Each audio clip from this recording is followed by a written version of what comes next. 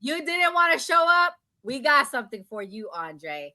You didn't come. We're still going to include you. But I'm going to play the CNN clip first because this is very important. CNN, they talked about the Irina, the lady who was unalived, which we are going to touch on, but we got to make time for the Maryland lady too, Grace. But let me play this first. They called attention to it. So certain people have been looking for an opportunity to find a case like this, to make a point like this. I want to play, this is Charlie Kirk, why he says this hasn't gotten a lot of attention. A white Ukrainian refugee was murdered just because she was white. Everybody knows that, obviously. If a random white person simply walked up to and stabbed a nice law-abiding black person for no reason, it would be an apocalyptically huge national story used to impose national sweeping political changes on the whole country. Instead, Megan Basham, no one seems to care when a white woman gets stabbed to the death. Wow. He said white a lot. Well, we are talking about it here, so I guess I don't think that's fair. Look, being in the system, because I have represented people who are mentally ill, and here's the balance. The balance is taking away people's freedom versus evaluating their mental illness. In New York City, there are a lot of programs for people who are mentally ill, but they have to want to be there. Yeah, and it's about forcing them to be there. When you are mentally ill, you have a hard time knowing that you are mentally ill. But also, I mean, people like Charlie Kirk, they've been looking for opportunities to make this some sort of like reciprocal George Floyd situation. And that's the part that I think he's almost giving away the game. And it's sad to see a lot of people going along with it. You know, let me just say a couple of things. One is, I mean, what happened to that young woman was horrible. And it's everybody's nightmare. If you're in any public space, a subway, whatever, that something bad's going to happen to you or somebody you care about. So it does strike a chord. We don't know why that man did what he did. And for Charlie Kirk to say, we know he did it because she's white, when there's no evidence of that, it's just pure race mongering, hate mongering. It's wrong. Then he says that if something like that had happened the other way, there would be sweeping changes imposed on society. Where is the George Floyd Policing Act? It didn't pass. Even when you had a white police officer murder a black man on live television, the whole world saw, there were no sweeping changes. In fact, not one law was passed at the federal level. So I think that's an important thing to point out. The other thing is, you mentioned the thing about cashless bail. I think this is a big challenge that we have. Would you have felt better if there had been cash bail and the mom had come and put down $1,000 to let him out? It's not about cashless bail or no cashless bail. It's about the fact that we don't know how to deal with people who are hurting in the way this man was hurting. Hurt people. Oh my God. Are we? I can't take no more. I can't take no more. I can't take no more. First of all, Van Coon, he said, I'm going to kill this white girl. Like, honestly, any white person listening to him talk, I would be offended. You can't deny the fact that there was a racial element to this. Now, I'm not saying it's the whole thing, but two things can be true. He was mentally ill and there was a racial element. What do you think, Ray? Yeah, it's very possible that he did a racial element. I mean, this guy has schizophrenia. Who knows what he's experienced with white society. He's homeless. So I will say it's a possibility that, of course, that it could be based on race. I think the big issue is that once these types of things happen, like Charlie Kirk said, that, everybody will marching out the streets, this isn't that. What I've seen black people do is when it's government-sponsored terrorism, where it's the government, the police, doing something to a black person. And then even with the case of Trayvon Martin, even though George Zimmerman wasn't the police, he was neighborhood watch. So this is the type of stuff that people feel like the government sponsors it. There's plenty of victims every single day based on race. I mean, it's interracial. We talked about interracial relationships. I'm pretty sure it's plenty of people killing each other. You know what I'm saying? Like, we don't. Yeah. So, Evan, as a white tea adjacent woman, I don't want to call you that, but as an Irish woman, what do you think about what you saw yesterday on that tape? I know you commented on the Man Cave. Y'all can go watch more reactions to it. But now that, we're touching on it, do you agree with what Van Jones said? You can respond in that way. I don't think she's there. Oh, no, she's there. It's just because she's not on camera. I am. I'm here. Yeah, I'm thinking. I gotta make sure I word this correctly. And I think that when it comes to this, I don't think it was racially charged specifically. I think mental illness was involved. I agree with you, Nora, in the fact that two things can be true at the same time. And being able to look at a situation like this in multiple perspectives can give you a better view overall. I think that the media does push the stories that get us riled up, that get us having these conversations and debating back and forth with each other, because it divides us. And it's beneficial to the prison industrial complex and the military industrial complex and governmental control overall. So, yeah, that's my. Yeah. I mean, listen, and we're all different races on this call right now, different parties. So you're getting a balanced view. Gray is obviously a black man and he's a Democrat. I am a woman of color who's half Moroccan, half Jamaican. So you're getting first generation viewpoint, but I'm also more on the conservative side. And Heaven is a Irish woman who is nonpartisan. So you're getting all viewpoints, but usually I'm a patriot. That's what I'll say. I'm a patriot. I serve the country, and right. I'm for the people, regardless. Yes. So, what an idiot. Anyways, we usually have someone here by the name of Andre. I think we're going to send a search party out for him. But Heaven, I had to play his clip. It's fine. He's an idiot. We're going to get the people going. This is Andre Heaven. We're going to let you respond first because we know you love to respond to him. Welfare. Hold on. This is not it. We don't have a crime problem. We have a race problem and a nigger problem. A 23-year-old Ukrainian refugee was stabbed to death by a nigger whose name I won't even say. And I think he deserves a lesser title than nigger. I think calling him a nigger is too disrespectful to the word nigger. This is a prime example for why people don't like being around niggers and are skeptical anytime they're around black people. We are the main reason for why people in this country don't like black people. Now, I'm going to say this. I'm not a fan of the Ukrainian refugees being here. However, the fact that a Ukrainian refugee escapes a war-torn country, where a country being bombed, her countrymen being killed, they come over here to the United States where she thinks it's safe, gets fucking killed by some nigga on a train. This is what makes people racist. This is what makes people biased. This is what makes people have prejudice towards black people. It's behavior like this that we don't call out, that we don't police, and we don't get these fucking people off the street.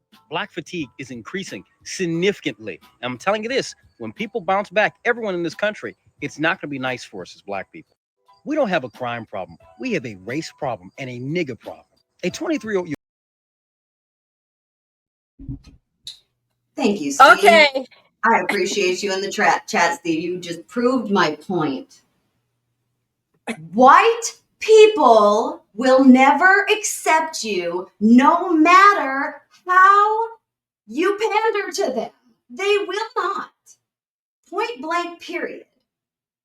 There is a man, Andre, who thinks he's very intelligent and very well spoken, and he's all like against black people. But do you see this? They will never fucking accept you. Never. It does not matter how much you pander to them. It's just I'm beside myself with looking at the self-hate. Like, why do you hate yourself so much?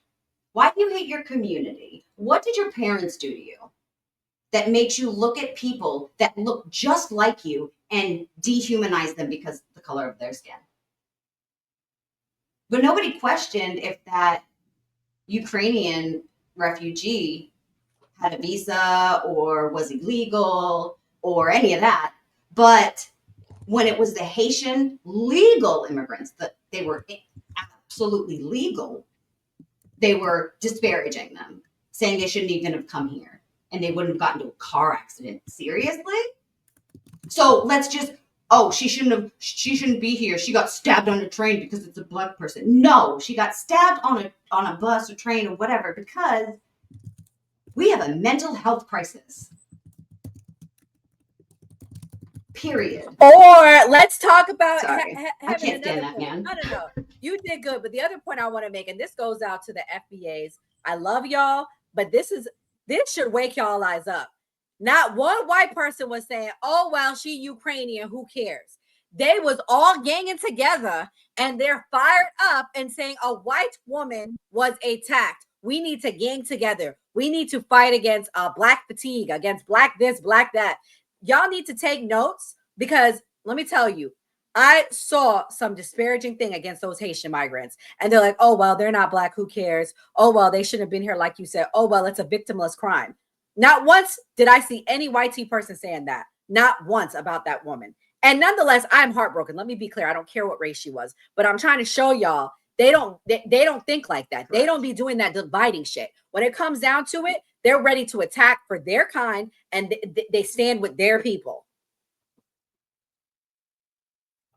Yeah, I get what you're saying in that regard. But what I would also say is basically that people want to make it about race because that's the easy thing to make it about. Let's make it about race. We're not going to talk about the homeless problem. We're not going to talk about this person with schizophrenic. We're not going to talk about economic problems. We're not going to talk about more critical issues that could be resolved and prevented this from happening. We're going to take the easy route and say, oh, okay, this was a guy that wanted to kill white women and he saw a white woman and he hit her up. This could have been a guy, he could have been attracted to her and just felt like, okay, this is what I'm going to do to her because I'm getting off in some type of way sexually. So, I mean, like, we don't know. But saying it's just basically race is the easy way out.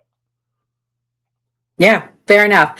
And for everybody in the chat, I know you guys, we just played a black perspective. I'm going to give you a white perspective. Nick Fuentes, hate him or love him, this is what he has to say about it. And I know a lot of how could it have been avoided if she was racist?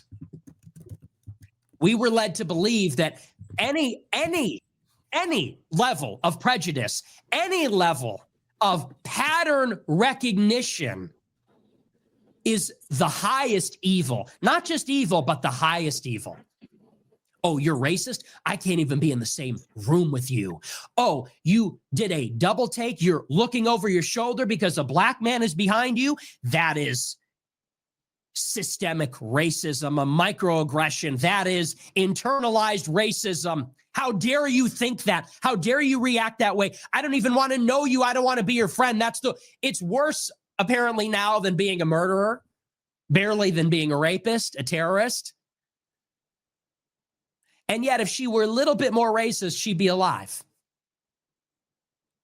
If she were a little bit more racist, her parents would have their daughter. If she saw that guy and turned and walked the other way, she'd be alive. If she said, I won't turn my back to him, I'll sit behind him, I'll sit facing him, she might be still alive. But what are we to do when the lesson over and over and over again is safest bet, don't be near them? Safest bet. And who wants to gamble with their life? Your safest bet is don't be in a situation where they will also be there. Next safest bet, if you see them, get away. It doesn't matter if they notice. It doesn't matter if it's offensive or insulting. If that's your safest bet, who can argue that we shouldn't behave this way? Who would argue that you should risk your life and get stabbed in the neck for no reason, like her or like Austin Metcalf, because you don't want to be insensitive, because you'd hate to be racist? How's that going to make the super predator feel? Or, unfortunately, how would that make an ordinary black person feel? I care about my life more. And I'm a single man. I can't imagine what it's like for a family. God forbid you're a man with your girlfriend. God forbid you're a man with your wife, with your young children. At that point, you have an obligation to get away. You're going to gamble the life of you, your spouse, and your children because you don't want to be insensitive. You don't want to hurt their feelings. You don't want to be considered a prejudiced person, whatever that even means? Is it worth your life? Me, easy, no.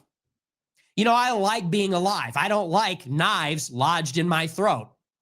So I don't go near black people. And I understand perfectly well. There are a lot of black people that are not violent, and I understand perfectly well there are a lot of black people that are really good. All I gotta say is, if you see a white tee person come towards you in a trench coat, run. There are a lot of white people that don't shoot up schools. There are a lot of white tee people that don't go postal. Are all white tee people gonna go postal? Are they all gonna shoot up schools? Can we just say, hold on, Nora, you just proved it. Going postal is a term. Where was that coined originally? Going postal, because why? A white tee man who worked at the post office went and bombed them, right? Yeah. Right? So even the phrase going postal, that whole thing, I'm sitting there like, how many? No, yeah, exactly. Are there? Nick, Like, you're right. hello? We should start going in the opposite direction when we see white tee people. Like, for me personally, because y'all be the ones shooting up schools. Y'all be the ones bombing places. Let's be real. Black people don't be Touching doing that. children. So you're right. You're right. You're right. To Heaven's point, going postal, that guy, he got fired like a month before his retirement. So he was like extremely upset. And that goes into basically what I'm saying now. I'm not saying that a person shouldn't go against their instincts. I mean, like, if you see something and you feel like, hey, my life is in danger, I should protect myself, or I should get away from this situation. I mean, I'm going to get away from the situation. But to just blanketly say, hey, all black people, I mean, there's Carlton from Will Smith, or somebody really going to be afraid of him walking in the middle of the night. I mean, if people really going to be afraid of Tim Scott, the list goes on and on of people that are black that are non-threatening. So in this situation, I feel like most people themselves don't sit close to people on public transportation. So, I mean, like, to me, it's just situational. I don't think that it's based on race, but they want to make it about race for a political agenda. And he said, "You guys don't feel scared." Yeah, I'll be honest with you. I'm not trusting a white tee people, but I grew up around black people. I mean, so I think it's just who you grow up around. But honestly, I've had to learn. I grew up around white people, and I'm scared. Well, I'm more scared around white people. I don't trust white people. I grew up around them. I've heard what they've said. I've experienced trauma at the hands of these people that were supposed to, be loving and be the example for me. So, yeah, that's no, I agree matter with you. if it's black or white, and that's where we need to stand. Of a person unaliving another person is unacceptable, and we need to look into why, and we need as a nation to address the systemic mental health issues that we have, whether it be black men, white men, black women, white women. It does not matter the race. We need to address people's instability in their lives to help address the mental health and drug crisis and unaliving crises that we have across this nation. Our kids need help when they're going and unaliving their classmates. Our kids need help. And us sitting here as the adults bickering back and forth about who's the worst race is ridiculous when our kids are being unalived in their school, when they're being unalived in their place of worship. This is unacceptable as Americans. True. Yeah, fair enough. I have one last clip, guys.